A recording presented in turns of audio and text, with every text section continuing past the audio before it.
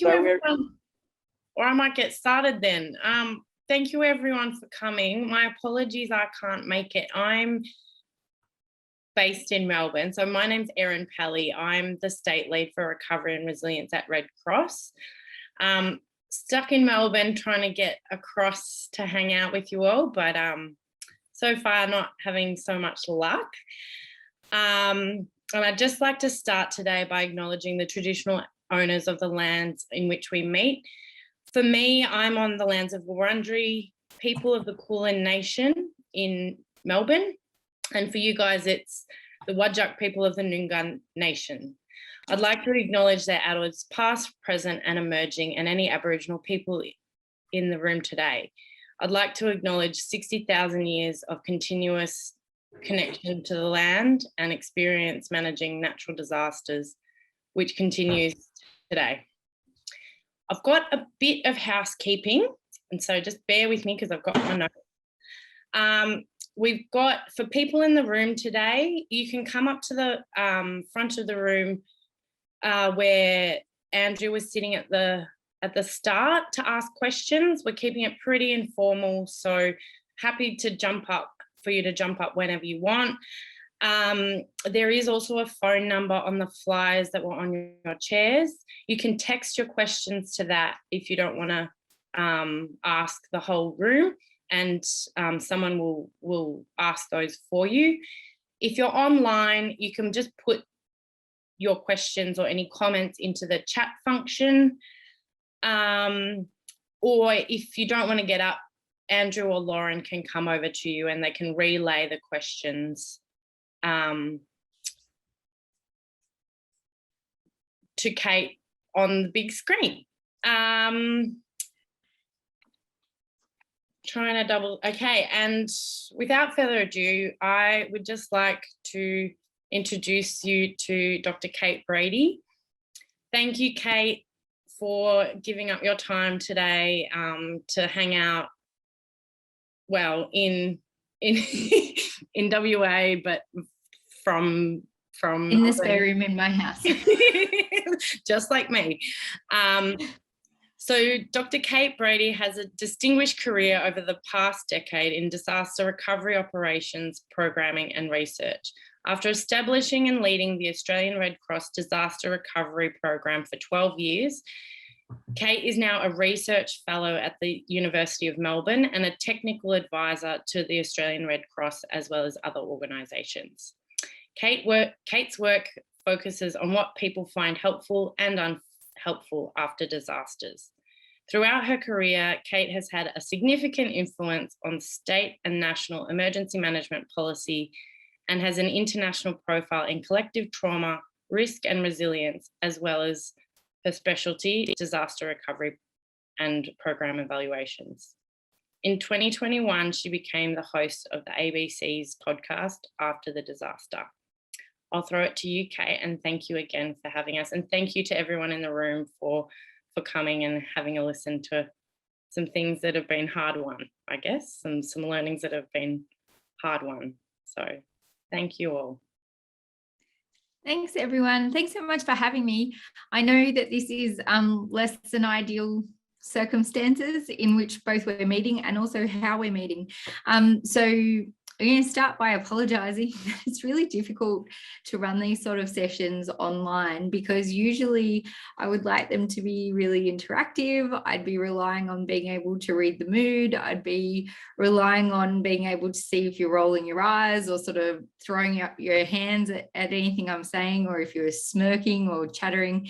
But I can't see any of that. I'm sorry. Like, I can see you as a little thing on my screen, but that's sort of it. So I would really encourage you to jump in, either sit in that chair that Andrew was sitting in and so I can see you, or pull Andrew or Lauren to the side and say, no, this is not what we need right now. However you want to do it, because that helps me make sure I'm talking about things that are useful to you. I don't want to be talking about things that aren't useful to you.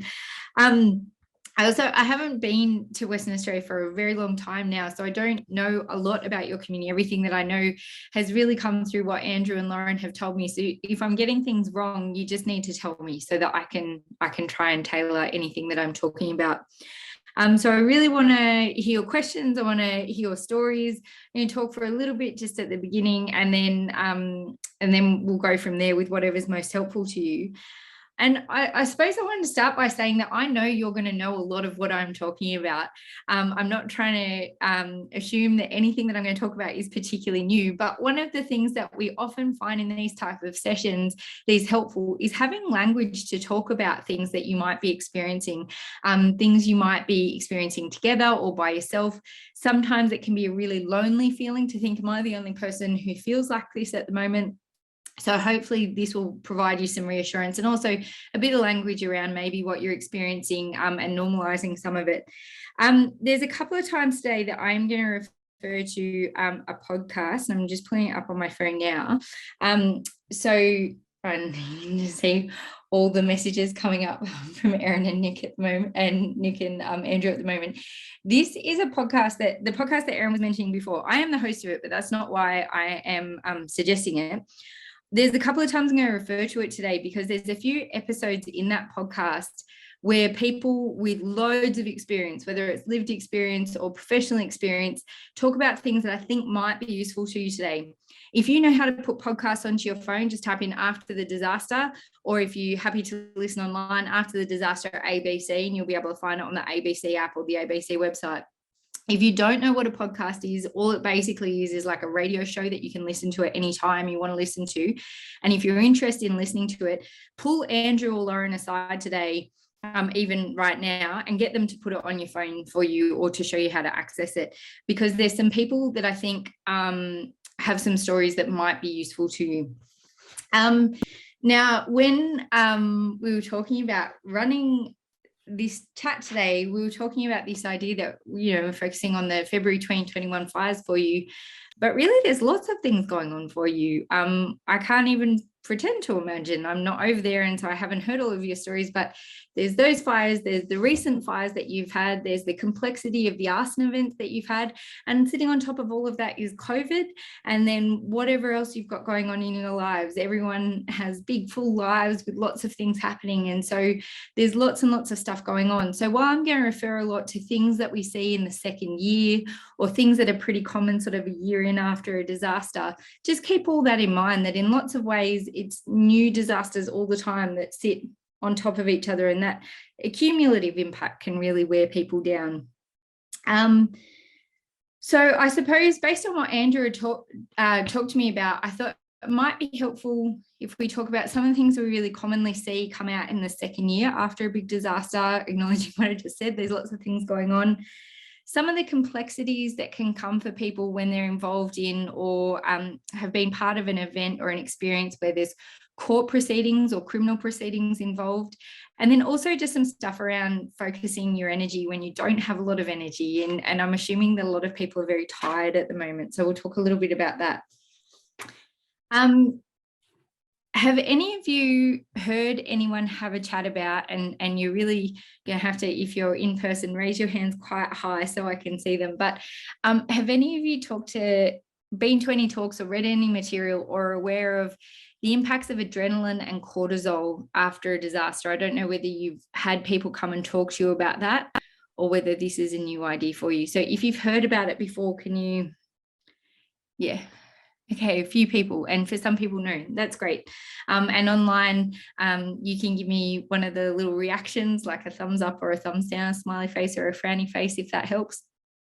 So we've got a couple of people who've heard about it. Okay, cool. So for when we go through something really big, there are lots of different chemicals and hormones that go through our body that are naturally occurring that are really, really helpful for us. They're really useful for us. Our bodies are amazing machines that are designed to do a lot of things very well. And so when we go through a really big event or we're under threat, we get a real surge of adrenaline in our body. And when we get a surge of adrenaline in our body, we can usually feel it physiologically. And so some of you might know that feeling that you'll get if you hear an emergency warning, or if you get a phone call with something that's frightened you, maybe someone's sick or has been injured, or you're watching quite overwhelming news or something like that. And so what happens for our blood supply is it moves away. Most of our blood, about 80% of our blood, hangs out most of the time between our skull and the top of our thighs and our torso. So that's where most of our blood hangs out. And that's because it's protecting all our vital organs, those really important things, and feeding and nourishing them. When we have really high levels of adrenaline, that shoots out into our arms and legs, that blood shoots out. So our blood vessels in our core constrict, so we don't have a lot of blood in there, and all of it goes out to our arms and legs. And that is designed for us from an evolutionary perspective to be able to run away from a lion. So we can run faster than we normally can, we can jump higher than we normally can, we can lift stuff we normally can't lift. And it's really, really useful for us if it's in a short burst of time. The problem with adrenaline is when it lingers. So when that threat continues, and sometimes we have bursts of adrenaline, and then we sink back down, and then another one, and then we sink back down, and then another one, and it's really exhausting. It really depletes our resources a lot, and it changes the way our brains function for a little bit. It changes the way our bodies function for a little bit. Then when we move away from that sort of short, sharp, immediate threat, we move into what's sometimes referred to as a cortisol stress state. So cortisol is a stress hormone we have in our body. We have cortisol when we're under threat as well. We always have cortisol hanging out in our body, and we have high levels when we're under threat. But one of the things that cortisol helps us do is deal with protracted stress. So rather than that lion attack, it's really around helping us, cope with the famine. And we see this in the years after a disaster happens, where people are really still dealing with the impacts that go on and on and on, and they get more and more complicated sometimes as they go on. And it's that real trudgy feeling, that sludgy, I've just had 8 hours of sleep, but I'm still waking up feeling exhausted. I'm feeling tired. I'm feeling sore. I have really low reserves at the moment. And the reason cortisol is important for us is it helps get us through those protracted stress times when there's sort of no end in sight. It forces us to conserve energy.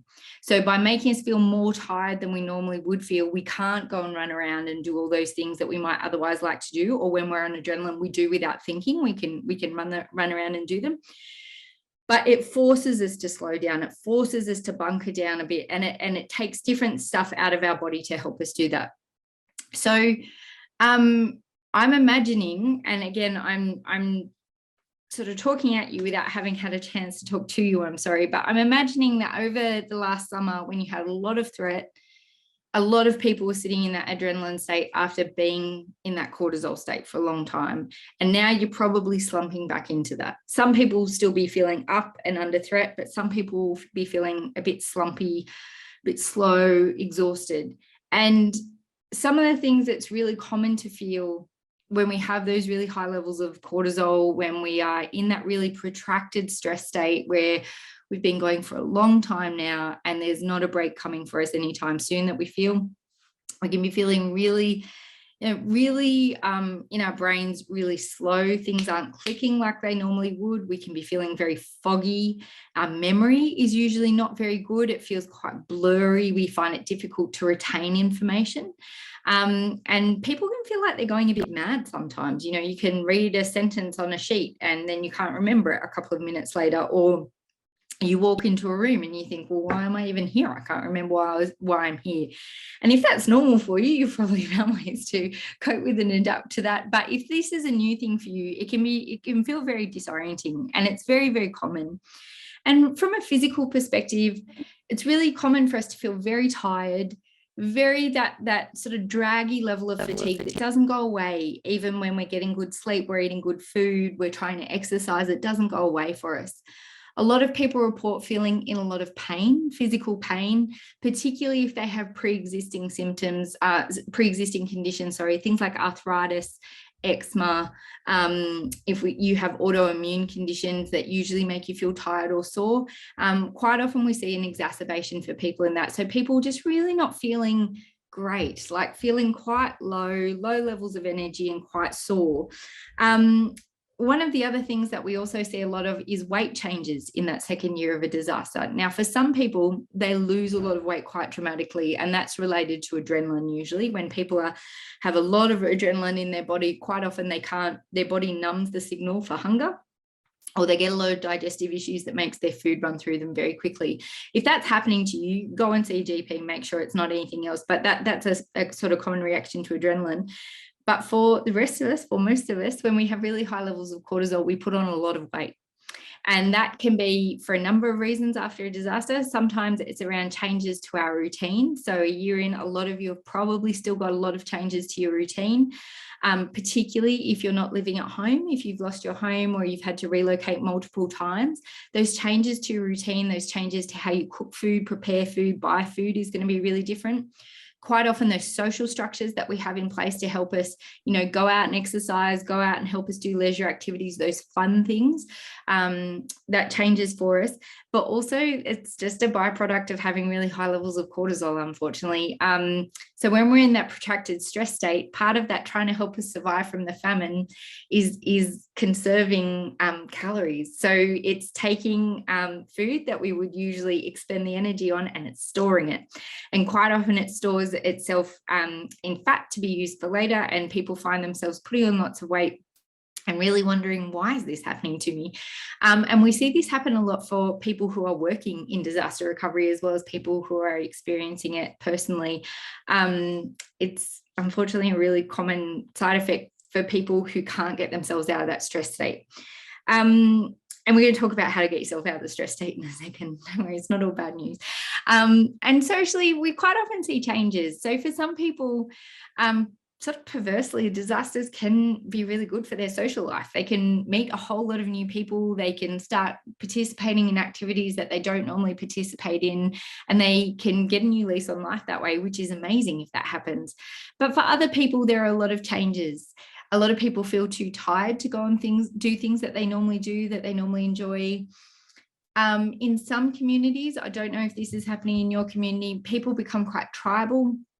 And so instead of seeing people that they would have seen before a disaster event, like a wide range of people, they stick to a group of people who have had a common experience with them. And sometimes that's called hyperbonding, where people sort of don't really see those people around them anymore, and they form this quite tight group. And in the second year, it can happen before then, it can happen after, but sometimes with these really tight groups, not all the time, but sometimes we start seeing some fractures. So we start seeing people starting to pull away from those groups a little bit, and it can be a really painful process for everyone when that happens. So more arguing, more fights, more comparing each other. Why did so-and-so get that and so-and-so didn't get that? Why did I not get that and so-and-so got that? And so that comes up a lot. And it can be really, really tricky to navigate, especially if you're feeling tired. And emotionally, we're usually feeling a bit either erratic. Some people report feeling like, I'm really happy one minute, I'm really sad the next. It's going up and down still, and it's been going like that for a while. I think people can feel really flat, and that's part of that fatigue stuff. And then for other people, it's around anger and frustration and disappointment. And while anger can be really useful for a lot of people, because it can be that thing that sort of forces you to get up out of bed when you're feeling really tired, or forces you to turn up to the thing and advocate for what you need, it can also be quite damaging if it's for a really long time feeling angry. So if you sort of can't shake it, that's when it becomes problematic. And it can affect your relationships, it can affect your health in different ways.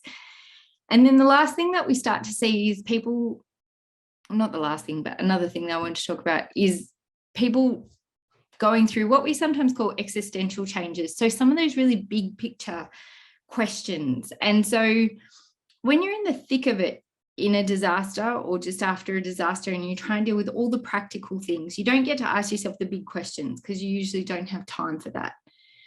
But when a bit of time has passed under the bridge, we find a lot of people talking about those much bigger questions. What does this all mean? What does this mean for me? I thought I was going to live my life in this way, and now it's changed the course of it. I thought I was always going to live here, and now I'm not. Or I thought I would do this if something like this happened, but now I'm not. Or, my partner and I have been happy for 40 years, and then this has happened, and now all of a sudden we're not. What does this mean in the bigger picture? So these big picture questions start coming up. So I don't know if any of that resonates with anyone. I don't know if any of that feels familiar to anyone. I don't know whether I'm way off course there, because as I say, I can't see your faces shaking their heads or rolling their eyes or shrugging or nodding. So this is just sort of based on lots of places I've gone to see over the last 12 years or so, and then lots and lots of research from around the world. But if that's not resonating for you, I would love to hear it so that we can talk about some of the differences. So if you have anything to say, I'd love to hear it. But sorry, I don't know if someone's moving forward or not. It's sort of frozen. But one of the things I wanted to talk about is how do we get out of this protracted stress state? So when we have really high levels of adrenaline, the thing that we need to get out of that adrenaline state is the threat to be removed. And so for some people, that will be about the hazard itself. So the fire, for example, the fire gets put out and it doesn't come back. And so now we can relax a bit. But for a lot of people, that threat remains in a different form. So the threat of where am I going to live now? Or is there going to be another fire? Or is there going to be something else that happens that makes me feel unsafe and out of control? And when we can get out of that state, when we can start to relax a bit, when we can start to calm down, when we can start to reestablish routines that are meaningful for us, that's when we can get out of adrenaline. When we're talking about cortisol, that really protracted stress state that I was talking about, it's the easiest and the hardest thing to do, unfortunately. And that is the things that help get us out of that are pleasure and leisure. It's about being able to re-engage in things that really bring us joy, that bring us happiness, that bring us fun, that bring us a sense of connection. And when that happens, then we can start getting out of that. But it's so hard to do when we're so tired. It's so hard to do when we have so much going on. And so we sort of got to fake it till we make it. So we've got to turn up to those things that otherwise we might feel too tired to do, but we know we used to really enjoy, or we make plans with those people who make us feel really good, or we go out and we go for that swim that we haven't gone for a while, or go for that walk with a friend, or go for a walk in the bush. Now, I can see that it's just popped up for a message for me that someone would like to come and sit in the hot seat. So please do. I'd really love to hear from you.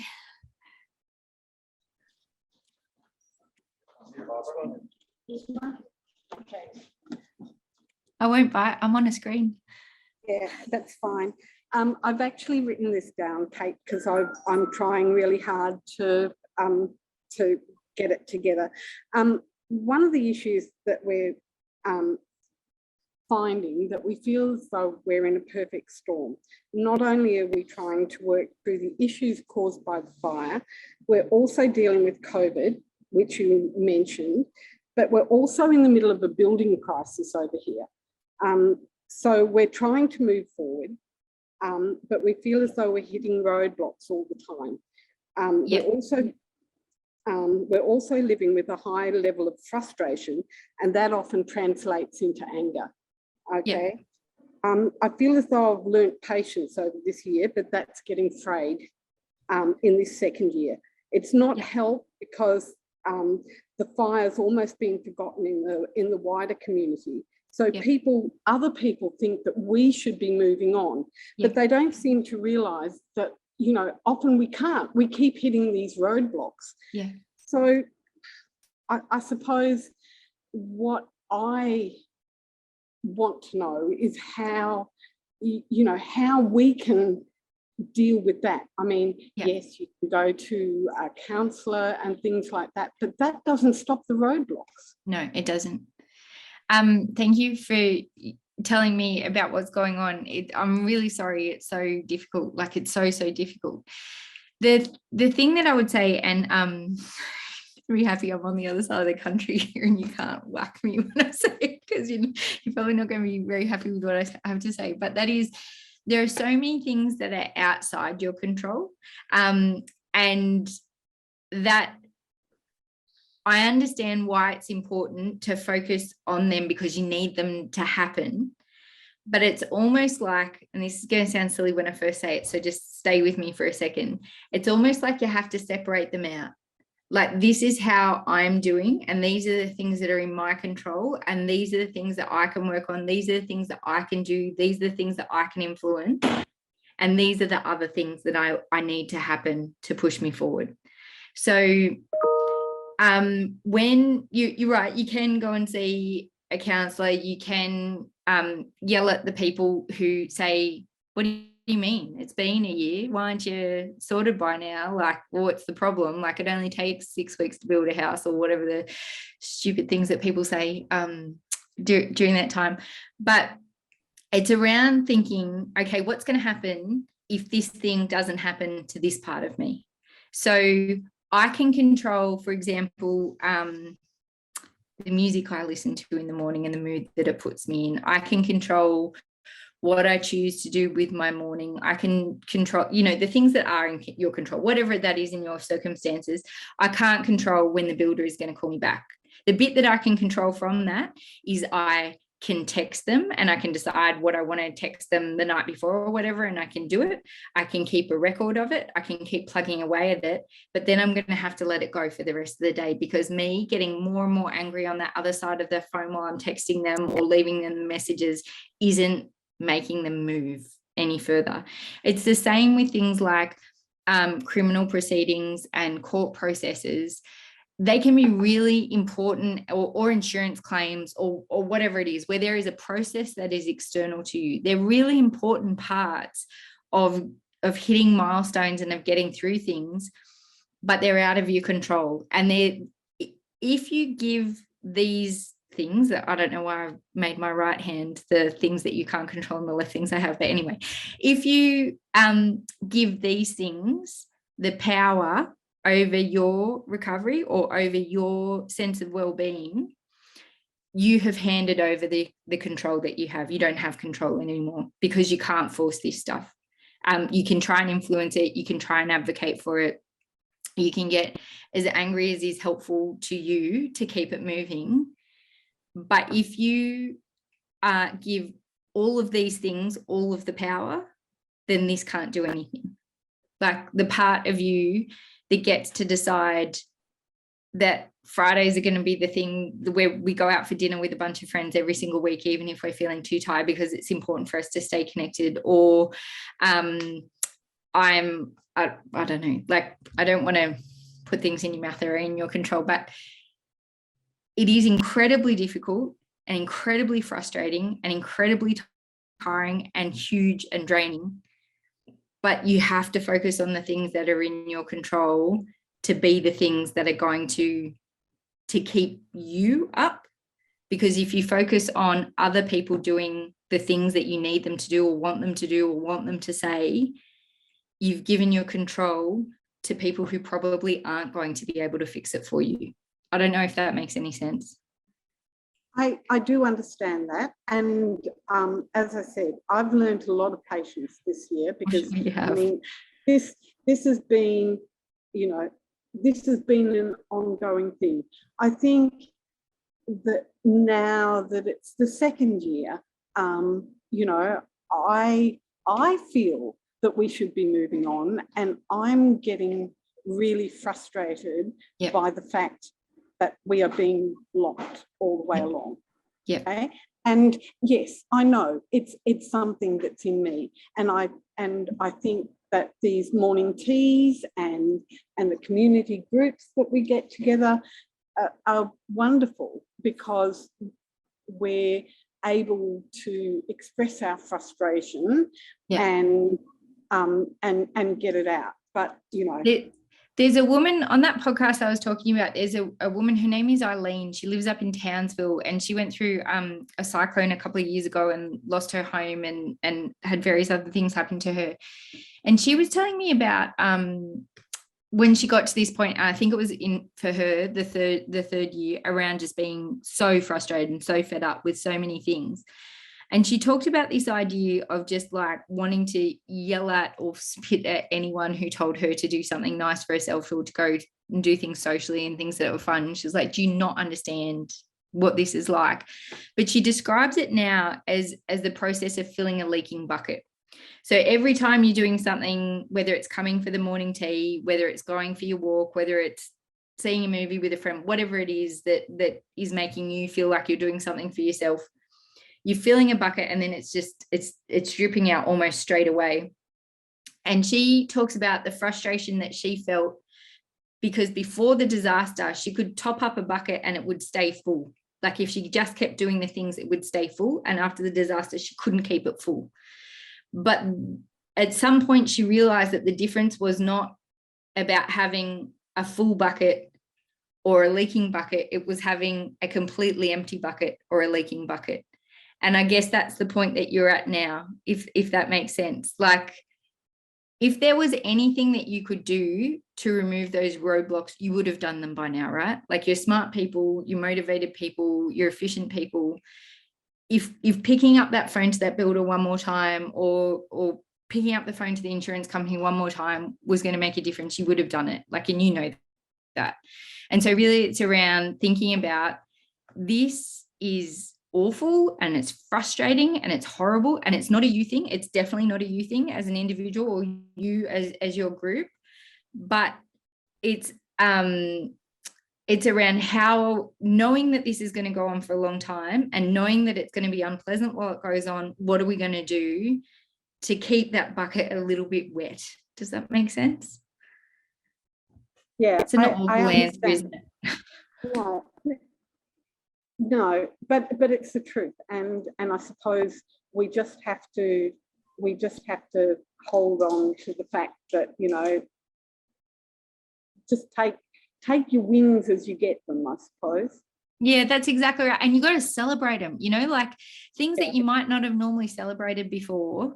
You just got to, you got to go out and get a cake, or you got to go and have a drink, or you've got to go out dancing, or whatever it is that makes you feel good, because you've got to manufacture those wins, don't you? You've got to amplify them because the losses feel so big and the hitting the brick walls feel so big. So you've got to be able to amplify those things as much as you can. And it's hard and it's tiring, and the reserves are lower than normal. Like you're saying you've learned patience, but I reckon, you know, your reserves of patience are probably also pretty low. You know, your fatigue is probably also quite high.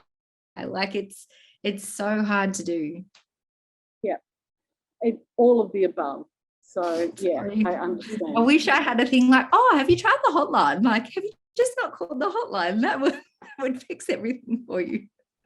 A magic wand would be acceptable. Yeah, the magic wand. Oh, have you not been given your magic wand? Did you know? Now I've got a message here saying, can I please talk about an example of the people who purchased the caravan and traveled around and is rebuilt? Yes, I can give that. Sorry, I've got 3 different platforms coming at me. Sorry? Thanks. I sit down. I want to continue that leaky bucket discussion Okay. you're having. Yeah, Okay. sure. What I found is that it's a year since the fire. We defended our house and, you know, we survived. Yeah. We spent the last year doing recovery on the block, fencing, dam repairs, sheds, etc. And during that year, we've had a lot of help. We've had disaster relief Australia come in and clear all the fire breaks. We've had the share coming in, clean all the old sheds. And we've had the guys building fences, Blaze Aid doing fences. And it's been a really hectic year because you work with these people to get a result. Yeah. Yep. You come to a point at 9 months to a year later where it finishes. Yeah. Yeah. And you go, right, I've still got all this work to do. Yeah. Heaps to do. Yeah. And it's like 2 years work ahead of me. Yeah. To finish, get back to where it was before the fire. Yeah. Yeah. And it's a feeling of, it's a real weird feeling of, it's sort of over, you know, you feel really sort of lost a little bit. Yeah. Because you haven't got people coming, you haven't got that interaction, you haven't got that help anymore. Yeah. But to me, it's, the help is great, but there needs to be an ongoing drip feed, if you like, of support, you know, and so we don't suddenly flick the switch and there's nothing. Yes. So it's from lots of help to virtually no help, you know. Yeah. And it feels very jarring, that's what doesn't I found it? hard. Yeah, it's quite hard because you suddenly go, oh no, I've got all this stuff to do and there's nobody to help me anymore. Yeah, that's right. It's very jarring, as not only because you have all this help to do, but from what I hear from other people, it sort of feels like, don't you know I still need help? Like, don't you know this isn't finished for me yet? Don't you know that just because you're finished now doesn't mean I'm finished? Yeah, And like the bucket was great. Because for the last year, my bucket's been filling. It's been leaking, but it's been filling. And it's really at the brim the whole year. And suddenly it's leaking away. It's taken a year to start leaking away. Yeah. And that's the challenge from now on in. Definitely. And your bucket is probably not going to fill up like it did in that first 6 months, that first 9 months, right? And so now I've got to think about the leaking bit. Like, so what can we do about the leaking bit? Which bit's in your control? Because your control probably isn't controlling Blaze Aid's funding and getting all their volunteers to come out and do whatever it is you need to do. The control is around, well, how am I going to sustain myself through the work that needs to happen? Or how am I going to change my mind about the work that needs to happen? And so, sorry, I'm getting questions on the on my text and my computer as well. So they're talking about similar things, actually. So again, going back to that podcast, there's this couple, Steve and Ali, who are from this community called Strathewen in Victoria, and Strathewen was basically completely flattened during the 2009 Victorian bushfires. It was a very, very heavily impacted community. And Steve and Ali, these people, we do a lot of work with Steve, but he and his wife Ali lost their home, they lost their animals, they lost all their fences and everything, lost a lot of friends, and talked about that idea that in the first year, they just went hell for leather with all the help that they could get. You know, they were still both working full time, but they would come out and they couldn't live there because there was nowhere to live in their community. And so they were living sort of outside town. They would come in at nights, they would come in on the weekends to clear their blocks, to clear the fencing, to do all the things that they needed to do. And it was exhausting, and they had lots of people help in that first 6 months, first year. And Steve talks about how he basically has never been angrier and darker than he was at that first year point, where he was just so exhausted and so over it and so tired and so sad and so everything, just hadn't had a breather all year. And so what he and his wife, Ali, did was they took some leave from work. And he said it was sort of counterintuitive at the time, because it was at the time where lots of people were trying to come together and sort of, you know, really connect with the people around them, because the people outside the community didn't get it. Like, they didn't get how bad it still was at this point. And what they did instead was I can't remember whether they hired or they bought a camper van, and they decided to go for a trip around Australia. They took, I think, 3 months or 4 months, and they drove to a whole bunch of places they'd always wanted to go and they'd never been. And Ali says that while they were going around, really what they were doing was looking to find a place to see if they could settle down somewhere else. Like, because in the back of their head, it was this like unspoken thing of, do we really want to go back and keep doing these years of work that we know needs to happen? Or do we think actually we could pack up and leave? But Steve talked about this idea of just that break was the only thing that got him out of that mindset of, I can't have tonight off because I've got this to do. I can't have tomorrow off because I've got this thing to do. I can't not go to the property this weekend because I've got all this to do. And they did that for a couple of months. And what they ended up deciding on it was they got a break, they got some sleep, they got to reconnect, they got to talk about things that weren't about the fires.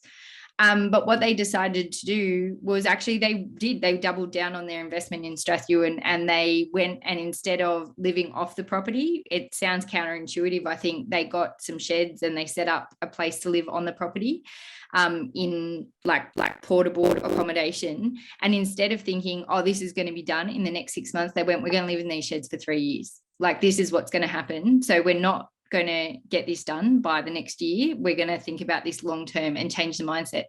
But he sort of talked about this idea he couldn't do it without having had the break away from it. So I know that looks different for different people. Everyone has different lives. Some people can do that, some people can't do that. It is what it is.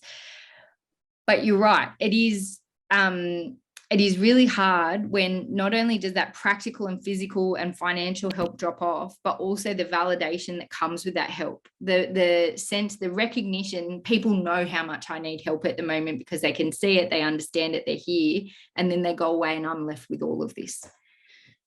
That's so true, because what I did, I didn't go around Australia. I just went to Melbourne. I went, bugger am I going in this lockdown? I went to Melbourne. I've got family in Melbourne and I stayed there. I just got back. I got out of quarantine yesterday. Oh, wow. So I've got my freedom today. So I came to the key. But no, that's been a real refresher for me, because I was actually doing so much work, working late every night. I was exhausted. I've come back. It's a good reset. I went away for about 7 weeks, and it's a really good reset. It really was. So no, I agree with that trip around Australia. I just went to Melbourne.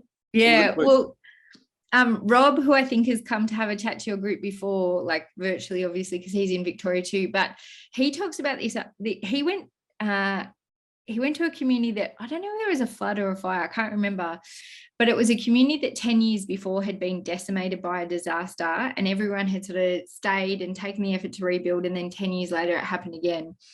And this older guy in the crowd, who had his kids and grandkids all lived in the area as well, and they were all really struggling. And he came up to Rob, this was like maybe a month after the disaster, and he came up to Rob and he said, yeah, they don't know it yet, but I'm taking them all away for, I think it was for 3 months or something, to the country in Queensland or something like that, because they don't know yet, but this is exactly what they need to do. Like, if they're there all the time, if they're sitting in it all the time, you can't escape it. And you can't, even if you decide, I'm not going to do work on the property tonight, or I'm not going to do work on the insurance claim tonight, or I'm not going to check in on the person I'm worried about tonight, it's still sitting there. Like, it's just there all the time because you're in the same zone. So that being able to, I mean, holiday is great. 7 weeks in Melbourne is amazing. I hope you got to do some amazing things. But being able to, and it sort of speaks to a bigger thing I was going to talk about later, but here's probably a good point. It speaks to this idea of, so everyone's busy before a disaster happens. We have full busy lives that have lots of things going on. And when disaster happens, we have trauma and we have stress that we need to deal with, but then we have like a second job we need to deal with, all the stuff that comes with it, like whether it's properties or insurance or building or roads getting regraded so you can drive to where you need to get to, or whatever it is, like all the thousands of things that come. And so at some point, you need to accept the idea that not all of it's going to get done. And if it does possibly get done, it's definitely not going to get done in the time frame you want it to get done. So Anne-Marie, going back to that podcast, this woman called Anne-Marie, who talks about, she was very heavily impacted by the Canterbury earthquakes. She talks about this idea that what she would do, there's so much to do for so many years afterwards, so much on. She would write a list of all the things she was going to get done in the week or in the day or whatever it was that she was writing a list for. And then she'd quarter it. Like she was packing to go on a holiday. You know, she put all the things out on a bed and then she'd just take a quarter of them. She'd do the same with a to-do list. And she said, it took me so long to figure that out, so many like years to figure out that's what I was going to have to do, because it's not that you're not being efficient or you're not doing a good job at it or you're not trying really hard or you're not, you know, calling the right numbers or doing the right things. It's the sheer volume of it is so big so often, and so you've got to give yourself a break. Like it's not going to happen immediately or the way you want it to happen, and if it does, it's probably at the expense of something else. So we've got to think about what are the things that are truly important to us, knowing we're going to have to let go of something. So is it that it's your health? Is it the relationships with your family? Is it the friends that you love? Is it your animals? Whatever it is for you, it doesn't matter. Maybe it's your work. It doesn't matter what it is. But what are the things that you're going to prioritize above everything else? So when you've got that list and you have to make the choice about what's going to go off, the thing that you have to gravitate towards is the thing that is most important to me is the thing that stays on the list. And the other stuff, even though it's frustrating and upsetting and anger making and all the rest of it, might have to drop off for a second. And that's so easy for me to say from sitting over here, and it's so hard for you to do, and I'm sorry I don't have a better answer. Yeah, thank you.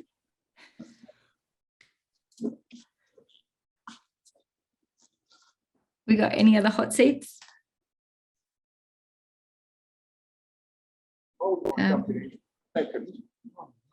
Oh no, they say. Hi Kate, it's Ian. Hello, Ian. Time's up. I'm not like checking my other messages. I can just see other messages popping up. I'm not like trying to, you know, sell something on Marketplace. We've got a dreadful relationship with the mob here. Look, I can really relate to what David has just said. As the local recovery officer, on a day-to-day basis, we're dealing with some things that we can control, and unfortunately there are some things that are out of my control. It may be a planning issue, it may be where someone wants to put their house there but they can't, but it's out of my control. And I think it also touches on Barbara and this control thing.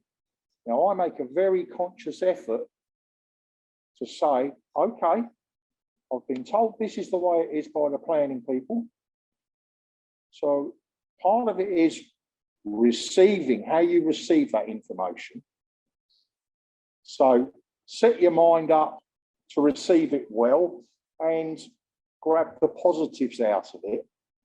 And then the second part that I do is, and maybe this will help you, is how am I going to deliver this news, be it good news or bad news, to this person? So again, a lot of it is in how you receive it and how you then choose to deliver it. And you know, you can say no to someone in a really, really nice way without being too harsh. Also, I'd like to say that particularly with David's case, David, it's not just you. Day to day, we are hearing the same thing. How it's going to take me a long time to get back to normal. It's going to take me a long time to get back to where I was.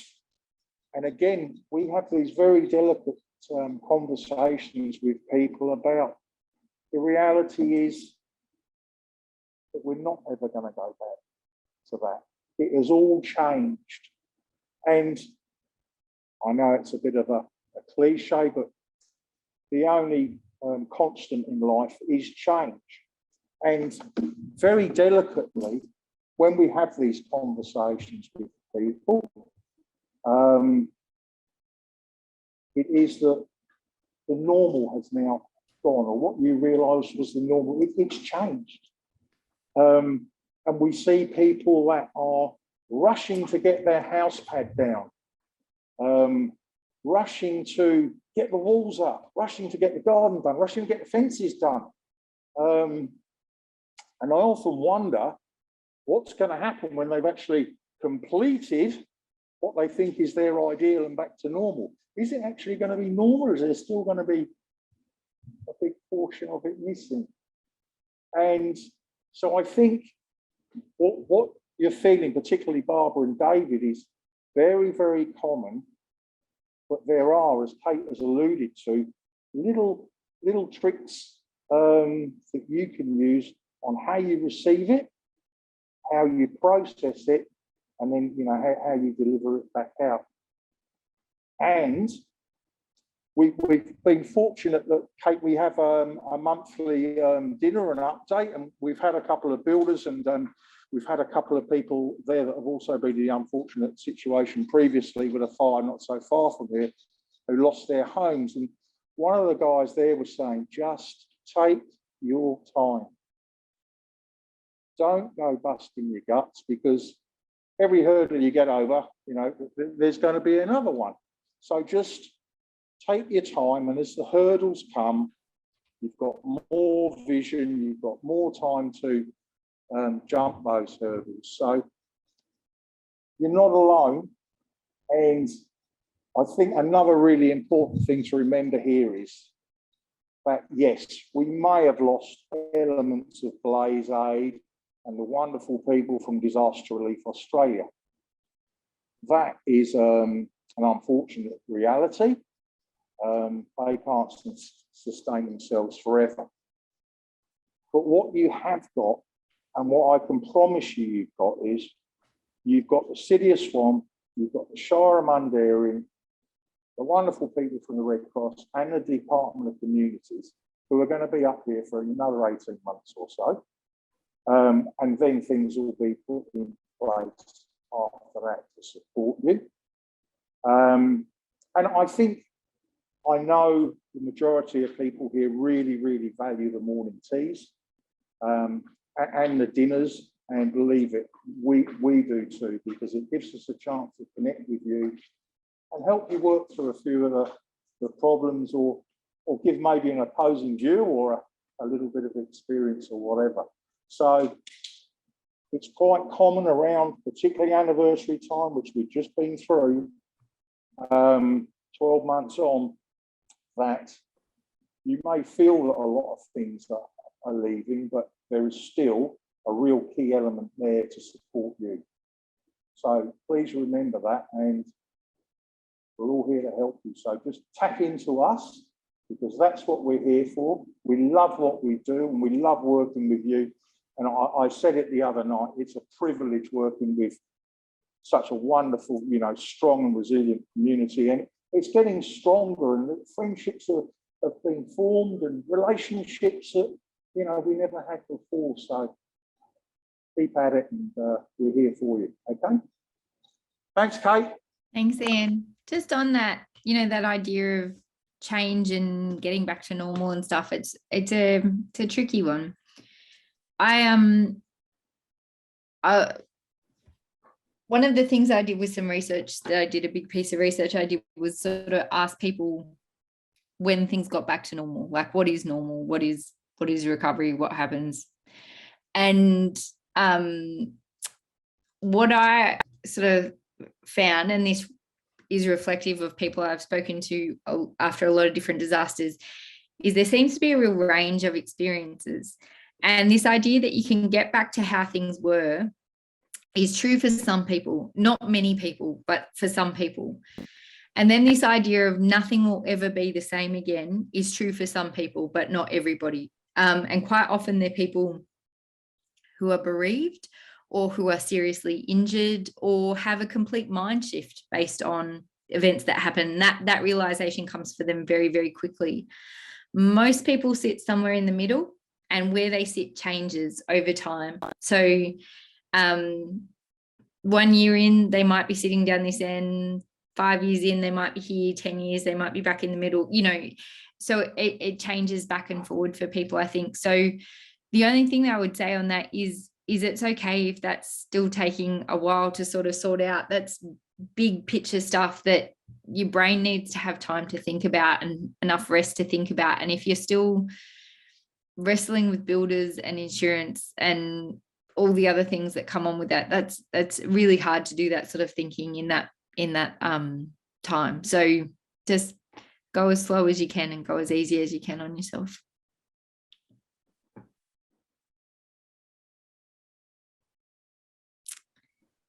I can see chat bits buzzing, but I don't know which bit to hit. So I'm going to hit the chat thing. No, that's Nick.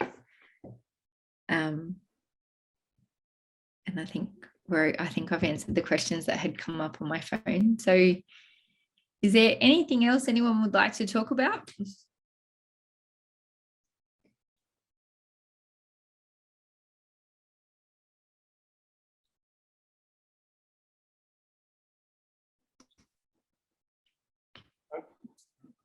We want to jump in the hot seat? Not at this point, Kate. Okay. I basically just want to know what David did in Melbourne now. Like, did you eat at nice places? Did you go to the beach? What'd you do? Yeah, I love Melbourne. I've got a very serious hobby, which I make beer money out of, called photography. So, but I love trains. So what I actually did was, every day I jumped in a train and I went somewhere. Oh So yeah. I've done all the metro trains out to all the end stations, and occasionally I'd like the look of a station and jump off and explore that station.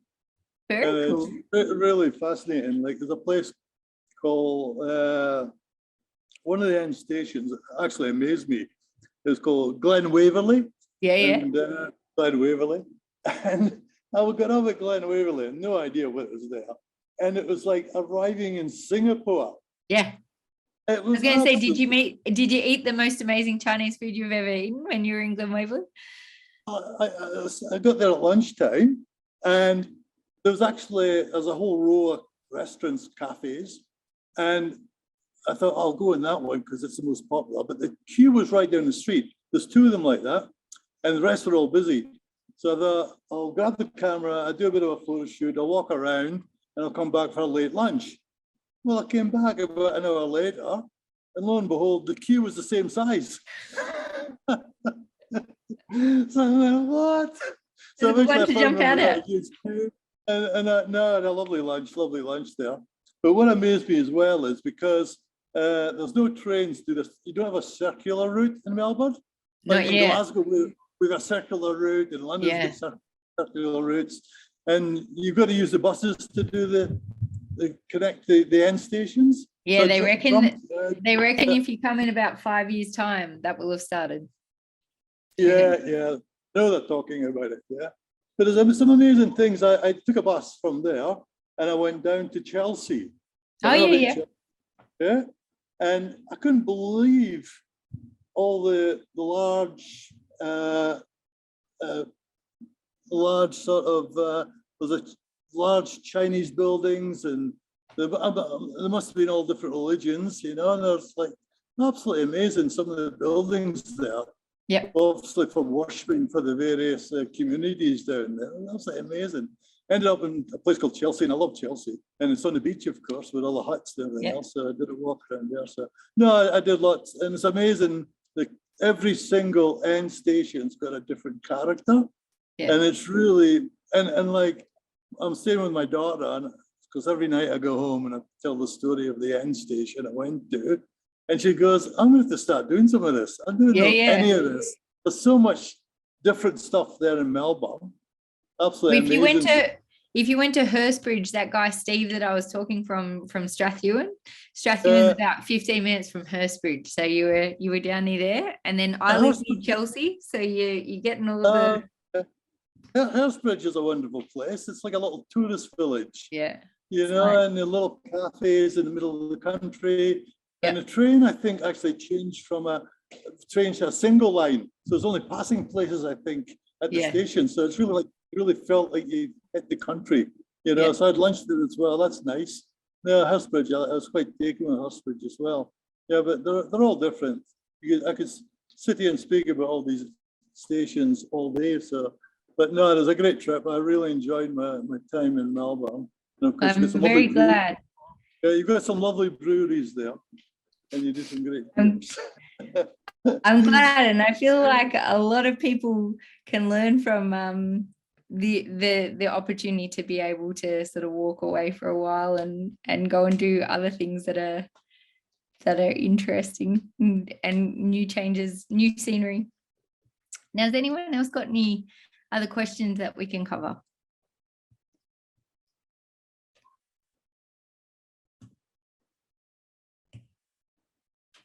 I think Nick is going to, sorry.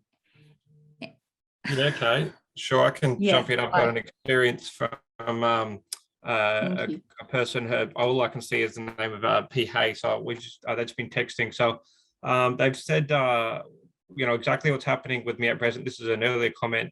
They went to a musical written by an old friend, lunch 2 days ago with her and their other friends, who had their house burned down 3 years ago when they rebuilt. And then last week they met another 30-year-old friend who they hadn't seen for a year.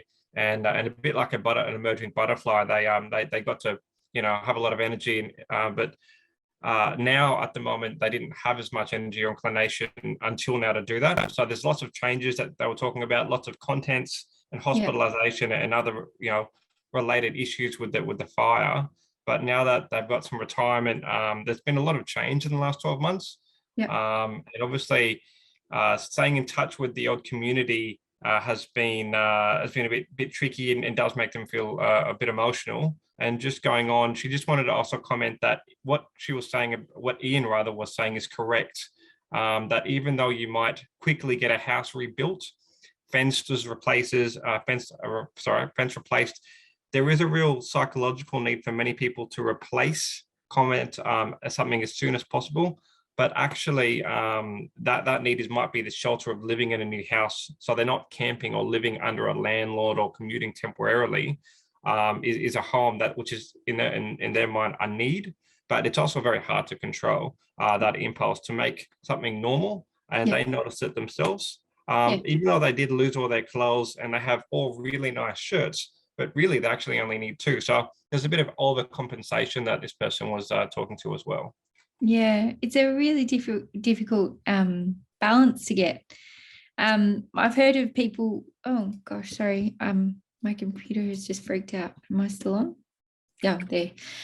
Sorry, all my screen just went. I've heard of people talking about, being the first to rebuild in a particular community after they'd had a fire go through, and just really throwing all their effort into that, and we'll be the first ones back, and we'll put all the effort in, and that's what's important to us.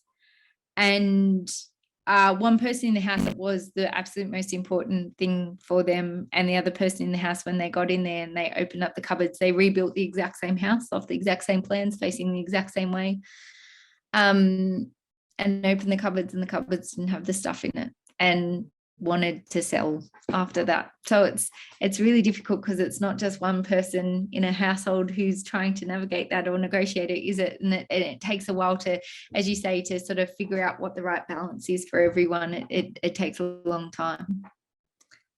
I have a question that is coming through on my phone, so I'm just going to open that. So what are some self-care things that we should be focusing on and mindful of this year as individuals and a community? It's a very good question.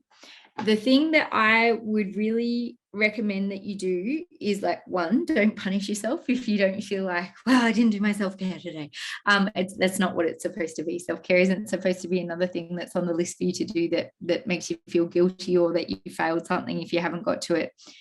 What some of the things I think that you should really be focusing on is, 1, trying to make that list of the things that are the most important things, like whether that's the top 2 or 3 things that are the most important things, and let them help you decide how to make decisions on a daily basis or a weekly basis or whatever it is. So when you have too much on and too many things to do, you're like, well, the top 3 things I really want to focus on were this. And so whether that's, as I was saying before, everyone's got different examples. Your health, your animals, your relationships with your loved ones, your connection to your grandchildren, your partnership, whatever it is, it doesn't matter, whatever it is for you that is the most important thing, and choosing things that focus on that. The second thing is, with so many people getting to the point, and like the comment that Nick was just reading out before, getting to the point where they're really, really, really exhausted and depleted, sort of settling into, and again, I'm sorry to be saying this because it's easy for me to say and hard for you to do, but like settling into that marathon state. Like, it's not a sprint. You're not going to be able to jump the hurdles quickly and sprint to the line. Settling into the pace and the cadence that you can maintain for a bit, and in doing that, choosing things that you love to do to give you more energy back. And I know that sounds counterintuitive if you're feeling very tired, but choosing things that you enjoy doing, even if you're tired when you get there, even if it's fake it till you make it, even if you're late for halfway through, whatever it is, they're the things that are going to start building up that energy again, because they're going to start helping you build in place those routines that you value living. And then it's going to be being able to maintain that is easier than being able to maintain that sort of like relentless sprint that comes with the first year. So if you can do some things like that, one of the things that I would really watch out for is, it's very, very common that hyper bonding that I was talking about, that those fractures start coming in the second year, and sometimes they happen earlier and sometimes they happen later and sometimes they don't happen at all. But quite often when people have been thrown together in a very intense experience and they come together because, like, you're the only ones who understand, my friends and family that don't live here don't understand, so I don't want to see them anymore because they don't get it, but you get it.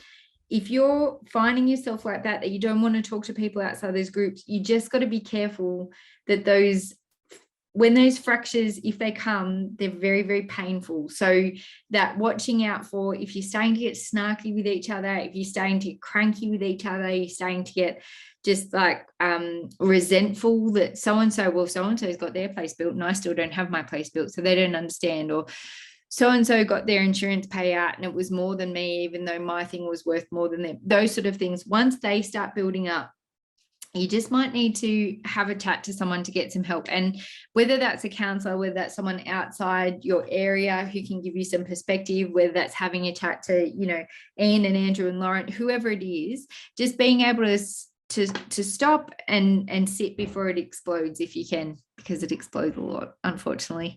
It's one of the things about hyper bonding, when we all come together and we didn't necessarily all know each other beforehand.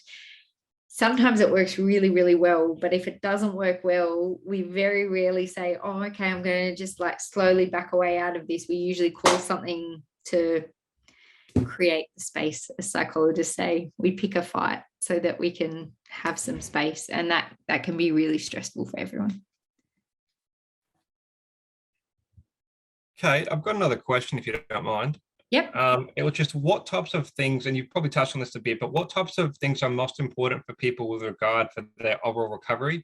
And are there things we could do as a community to better look after one another? Yeah, I think they're really, really good questions. I think the reflection that a lot of people have when they get a couple of years down the track is, I thought this would be over much quicker than it was. And so if you can sort of set yourself up for that longer term mindset and not be thinking like, I'll live my life when the recovery is done, and instead be like, I'll live my life and I'll be recovering from this. So going together rather than being, I'll finish phase 1 and then I'll get on to phase 2. And I think as much as you can in terms of things that you can be doing to help in the community, this is going to sound quite trite when I say it, and I don't mean it in a trite way, but just try and be as kind as you can to each other. It's going to be a long haul and you're tired and frustrated and you've got a lot going on and you're trying to carry a lot. So just trying to be as kind as you can to each other is really important. Trying to have as many of these social connections that you can have, these catch-ups that you can have, where you can do things that are joyful as well as informative. Some people just want it for information and things like that. That's okay. You use it for what you need it for. But making sure you do things like the dinners and the fun things as well, the bits where you get to connect beyond just talking about, you know, fire recovery or whatever the particular issue is at the time. So they're the main points that I would have. And also just acknowledging that everyone is going to go through this at a different rate, at a different pace for about 1,000 different reasons. So just trying to be really kind with each other as you're going through it. I can see another one's popped up on my phone. Ask another one. Okay. Hello. Okay. On a similar theme, all the people who've come here today and go to the functions, you know, we're sort of taking advantage of the support. There's a lot of others out there who've been affected by the fire. Yeah. There's 120 properties damaged. Yeah.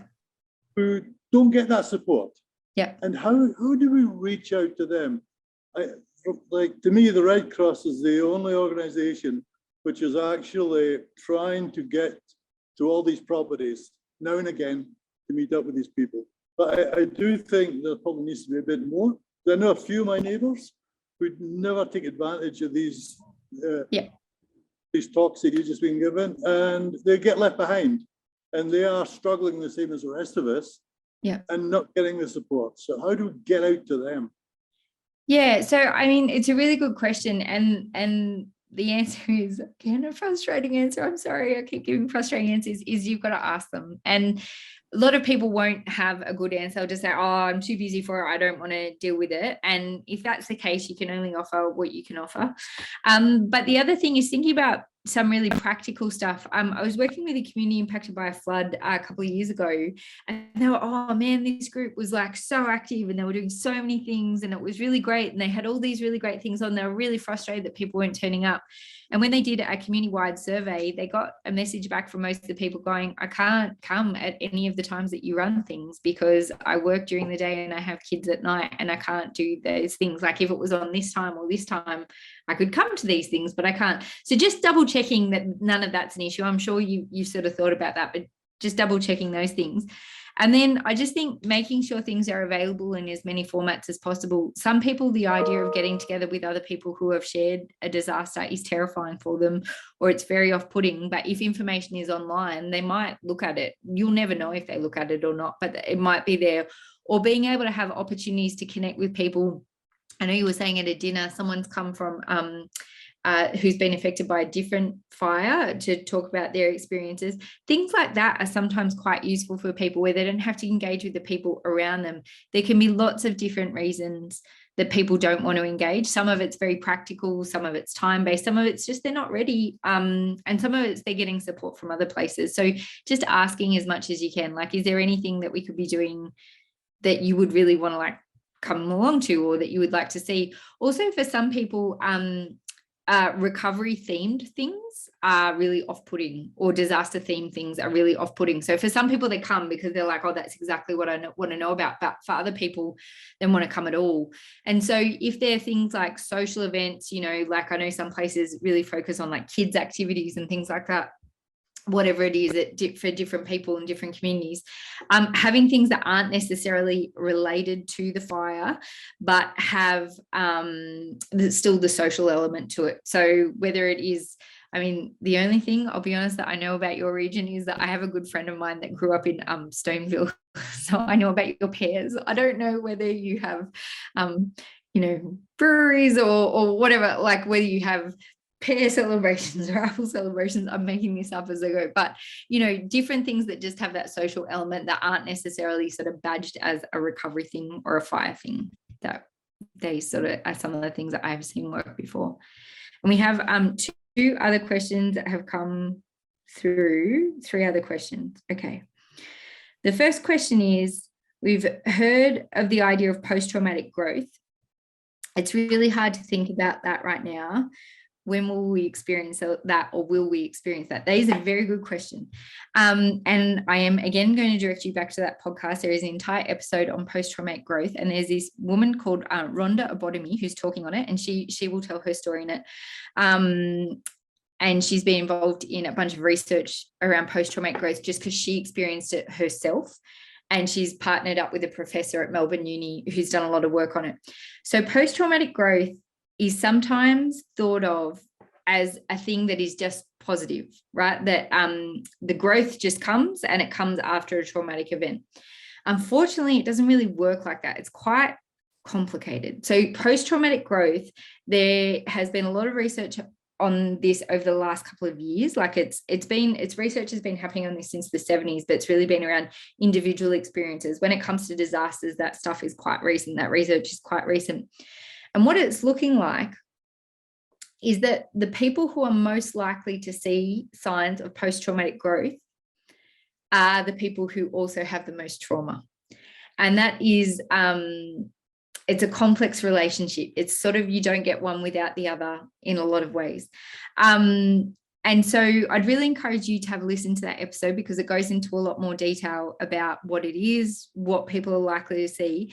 But one of the things we also know is that people see it at really different rates. So some people never experience post-traumatic growth. That's okay. It's unfortunate because it's like one of the nice things that comes from bad things.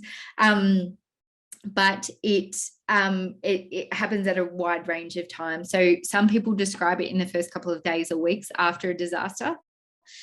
We've just got a sign saying we lost connection, but I think you're back. Can someone wave so I can see if it's frozen or not? Oh yeah, you're back. And the other, and other people talk about it happening years and years down the track.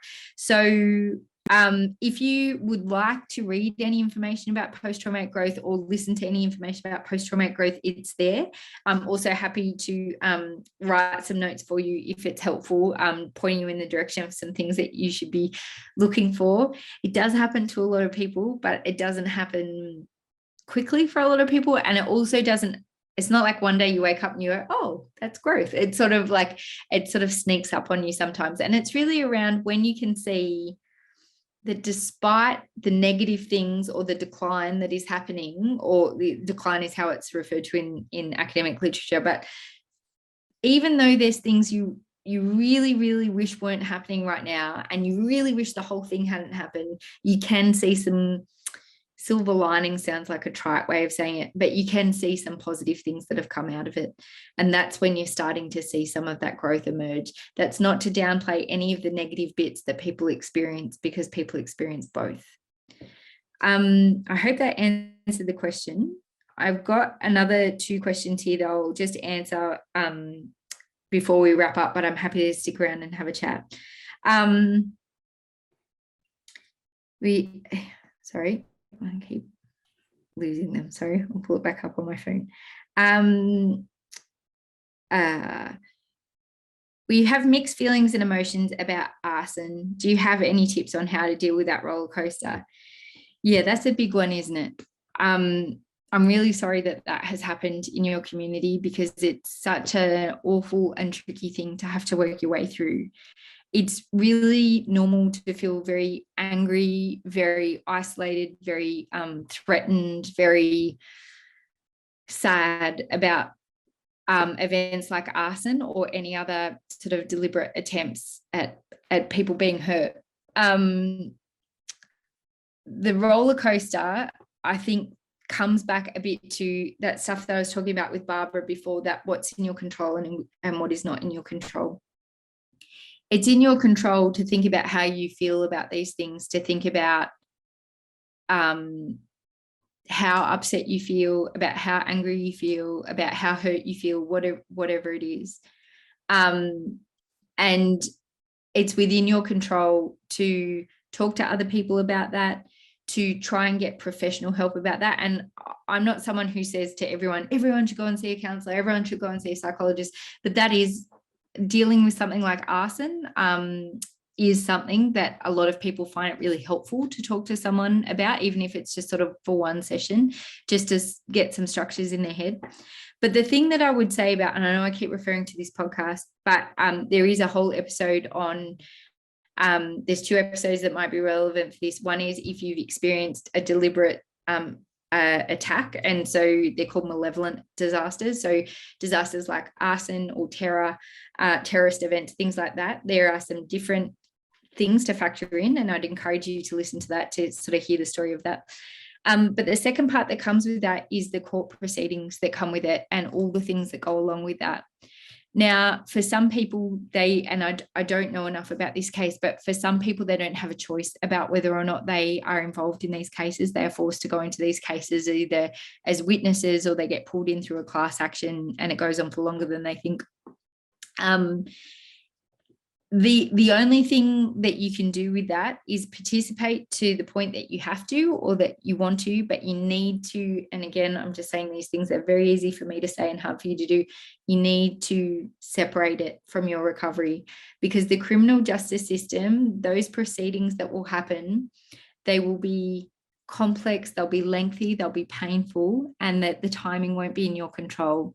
And so the more you stay invested in that process, those criminal proceedings that go along, the harder it will, if you have that as being the signal for when you are recovered, when that court case is resolved, or when any of the activities around that are resolved, the harder it will be to focus on your own well-being, because it's that thing of control. The court system, I mean, is set up to help, but it's not taking into consideration what you need. It's not taking into consideration timeframes that you need it to happen in or not happen in.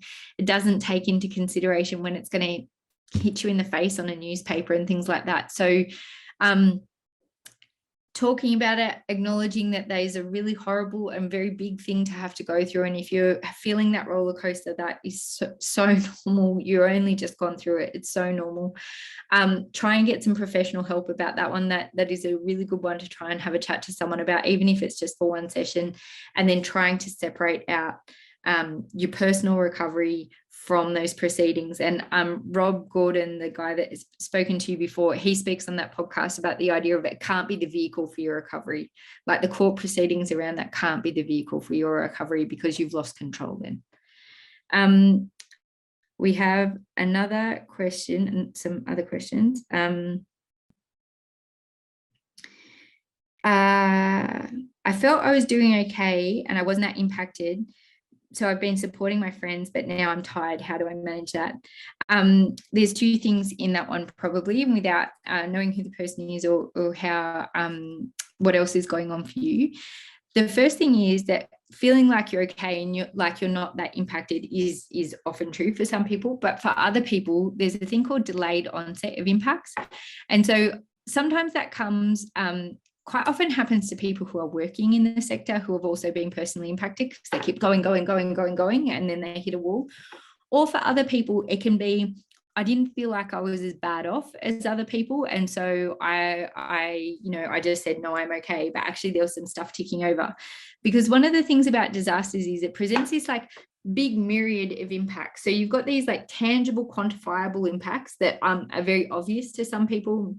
And then you've got all the other impacts that other people can't see, that you're having to untangle yourself. And sometimes those sort of bigger and existential ones, they creep up on you a little bit longer.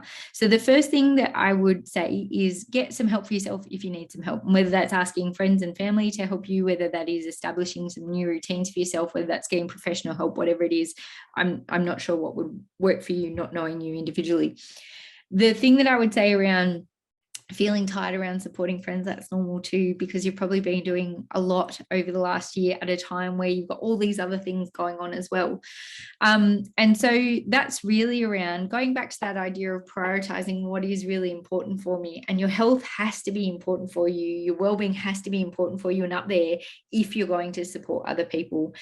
So whether that is, dropping back a little bit, saying to people, I'm here for you and I do want to still help, but actually I'm feeling really overwhelmed myself at the moment. Whether it is structuring your day differently, if you know, for example, that you're going to see some friends that when you leave, you feel really quite drained after you've seen them or something. What have you got in place for you after it? So don't do that just before you're going into a big meeting, or don't do that just if you can avoid it, or don't do that just before you need to go to sleep or something like that. So how can you structure your day to make that flow a bit easier? I hope that helps. I feel like I'm on a rapid fire at the end of this, because I know that some of you will need to leave in 5 minutes. But again, if you want to stick around, or shoot Andrew or Lauren an email and I can follow up with you from there. We're worried about another person in the community. How do we know not to say the wrong thing? Do you know if there's anything we can learn from this situation? Okay, that is tricky for me to answer without knowing what the issue is, but I'm going to do my best. Okay, being worried about a person in the community that maybe that there are some other things going on or some extra things going on for, and being worried that you're going to say the wrong thing. Not knowing the situation, I'm going to use the example of bereavement here. So if anyone has been bereaved, they had someone close to them die, they'll know that there are some people who really lean into supporting them. And there are some people who try and do some practical things to support, but feel uncomfortable about talking. So they'll deliver food, but they deliver it when they know you're not home, or they sort of provide care packages and walk away quickly. And then there are people who avoid you altogether and don't come anywhere near you because they're so worried they're going to say the wrong thing. And that's usually more hurtful than someone who is trying really hard, who says the wrong thing accidentally, but they're really well-intentioned. So without knowing more about the situation, I'd be recommending that you just maintain contact or reach out and say, I know things are really hard for you right now, and we want to know how we can help, or I'm just checking in on you, I'm thinking of you today, or how can we help? Like, we want to help, we're not sure how to help, how can we help? So I know that is really vague, but I'm not sure how to target that without knowing a little bit more about it. So I hope that's helpful. And then there's another one that has come in on the phone.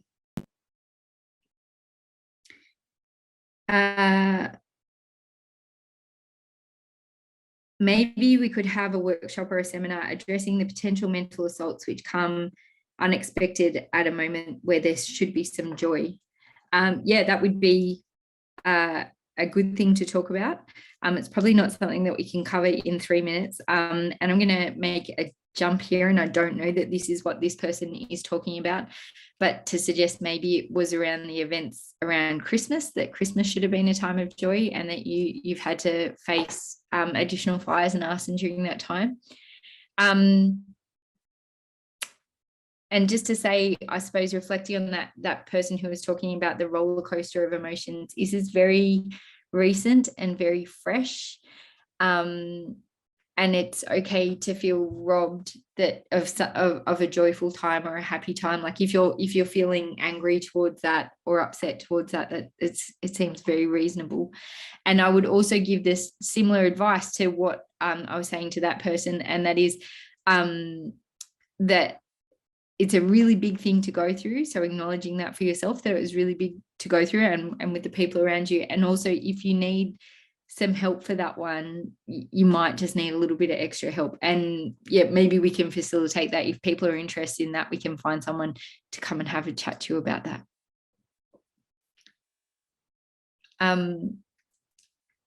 I have no idea whether you guys are tired over it, whether you want to keep going, whether we've lost anyone. I'm not sure. I'm sorry, you're all so little on my screen. I'll take my cues from Andrew.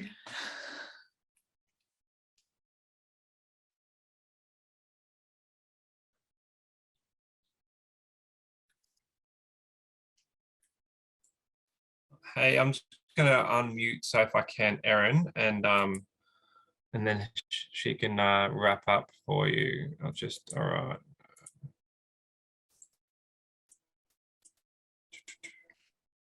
Can you hear me? Yep, we can hear you, Erin. I'm just wondering if there's not any other questions coming through from the hall or online. We might wrap it up and give you guys some time to go and have another cuppa or whatever it is you do next. And Kate, do you mind if people do have other questions that pop up for them, if we collate them and bring them to you? Yeah, that's fine. That's fine. Awesome. Well, I'd like to just thank everybody for your participation today. Lots of very good questions, and thanks so much, Kate, for sharing some of the lessons that you've learned over the last 12 years and more, and some wisdom from other people. Yeah, and I would really encourage you to listen to this thing. I feel terrible suggesting it because I was involved in it, but the other people's stories are the bits that you want to listen to, not my bits. I'll suggest it. Everybody check out the After the Disaster podcast. Nick, could you put a link to that in the chat for people who are online? You can just Google After the Disaster podcast. I listened to it myself and I've been doing, thanks Milton, and I've been thinking about this stuff for the last couple of years, not as long as Kate, but I found it really useful, and there's some good tips and tricks from lots of people from around the world. So highly recommend the After the Disaster podcast. And they're short and sweet, and you can take some time to relax in between things. And you don't need an app for this, by the way. You can just download it and listen to it that way as well. So in case you're worried about that. Yep. podcasts, you've probably seen these in our electronic newsletters and also in our hard copy newsletters. So we are putting those out to the community on a monthly basis, and they're wonderful. Thank you. No worries. My nan just listened to her first one. She was like, why didn't you just tell me it was like the radio program, but you can just listen to it whenever you want? And I was like, I don't know. I thought that's exactly how I described it, but okay, cool. Now she's hooked. She's listening to all the murder ones. So, you know. We have used for Lauren and Mike said, really easy to go home and you can listen. Sorry, I missed that last bit. And I was just being commenting, Kate, I was just saying that they can come see us and we can link them in. Oh, yeah, cool. Sorry. Well, there's nothing else online, and everyone's made their comments. So that's and everyone's just said thanks very much, Kate, on here as well. No worries. Thank you, Kate, and thanks everybody else. Thanks Thanks, to everyone. the recovery team, Andrew, Lauren, Shona, Jono up the back, Ian, I'm not sure who else is in the room, Joe, somebody else jump in, please. I'm going to miss someone. No one is not here. All good. Thank you. Thank you. Bye-bye. Bye. Hey. We'll be closing this down now. Thank you.